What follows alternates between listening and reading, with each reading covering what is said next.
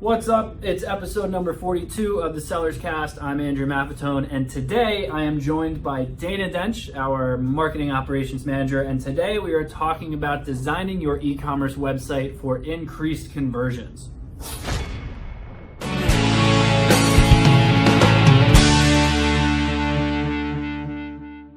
So here's what we're doing. So Dana, hey, how's it going? Is our now on the operations team here at Seller's Choice, but she once was running our design department, so she is the queen of website design. Insert crown here. So I've decided to bring in Dana today to talk to us a little bit about the benefits and the different ways that you can set up a website and design it, go find a developer or deal with that somewhere else, and set it up so that it's increased for conversion, there's some simplicity to it and things like that. So I'll let you kick it off. Yeah, so a lot of checklist items to make sure that we're going over today. The main one that you should definitely worry about is a clear call to action.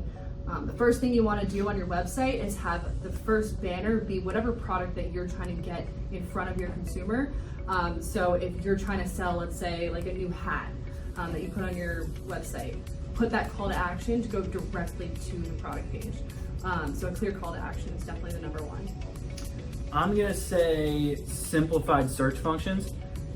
It's not necessarily true for everyone. If you have like one or two, maybe three products, yeah, I get it. Not that important. But if you have a larger product line, you're definitely gonna want to make sure your search functionality is perfect. My favorite thing to say, I said it on SellersCast 4, I'll say it again, the average consumer is not stupid, but they are lazy. So they're not gonna go searching for stuff. They're not gonna click through categories and filters, and then like if it loads slow, they're gonna get bored. They might as well just go straight to a search and start to type something in. So there's a ton of really high-end search options out there with different apps and plugins where you can actually say, okay, a lot of people are searching this and nothing is showing up, so now show this. There's a lot of those different ones out there. Of course, I'm drawing a blank on the one that I usually use right now, so sorry, I'm not gonna get to plug you guys today, but that is definitely something I would use as on saying that that's high on my list. Yeah, definitely. I think like making sure that you're tagging your products correctly is super important. That goes into the whole search function. Yeah. Between the tags, the description, the title, everything, that should definitely be like clear in the way that you set up your website. Another checklist item would probably be creating a section underneath the product on the product page that has other options for a consumer to choose. So let's say you're on a product page and it's not exactly what you're looking for, but on the bottom there could be other options that you might be interested in. So having that down there is just another way to upsell that possible possible buyer on your website. So definitely having some kind of section to upsell, that would definitely help someone click that add to cart button. Another one that we learned the hard way a couple of years ago was having a really cool website with a lot of great features and hover effects and stuff swiping in and video and like all this cool stuff. Like, yeah, I get it. That's a cool idea and it really helps you stand out a little bit, but it slows your website down so much. So we always aim for wild simplicity. Don't go above and beyond and try to like do all this crazy stuff on your site. It's your consumer's going to have a better experience if they actually can just get on your site, figure out what they want and get out. There's no need to have like every product fly in and like it's not forget the bells and whistles. Yeah, focus on the product. It's not a MySpace page. Like you just want it to be simple. And of course that also carries into that speeds up your site, that speeds up your conversion rate, that improves your bounce rate, that improves your SEO rankings for a lot of stuff. There's so much tied to not having so much complicated stuff on your website. Yeah, and not to mention like also reducing the amount of clicks that it takes for someone to add something to the cart.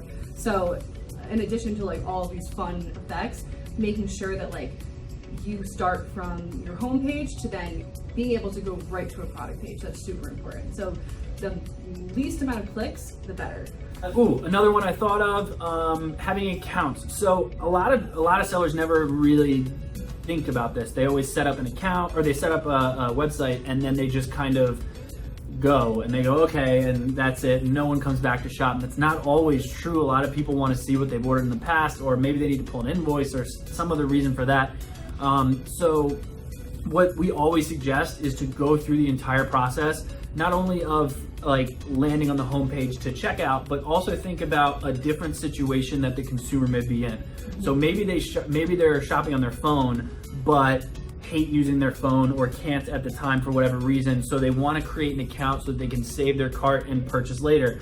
Or maybe they want a simple reorder option, so now they want to go back to see like what they ordered in the past, or they want to check in on an order. They may hate emails and delete all their emails, so now they got to go back to the site to check. There's so many situations where having a well-kept account option can really help increase a lot of returning customers.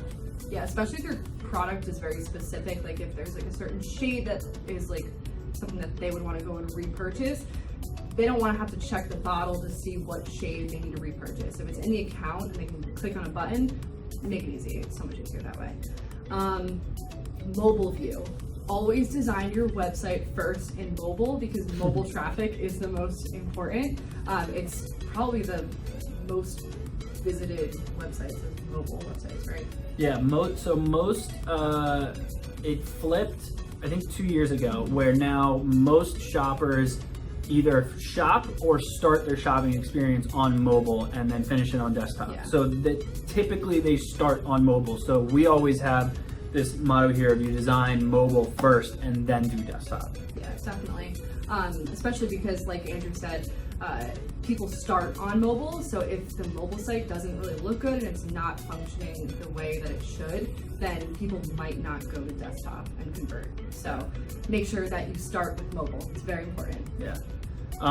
That feels like it's plenty for this round. We always love keeping these short and sweet. So per the usual, please make sure you comment below. Let us know if you have any questions, or let us know if there's a topic you want us to cover. Of course, please subscribe. And I think this may be a podcast soon. So subscribe to this if you're listening to this somewhere magical. I don't know where it's going to be. But we'll see you all next week. Thanks again, and have a good one.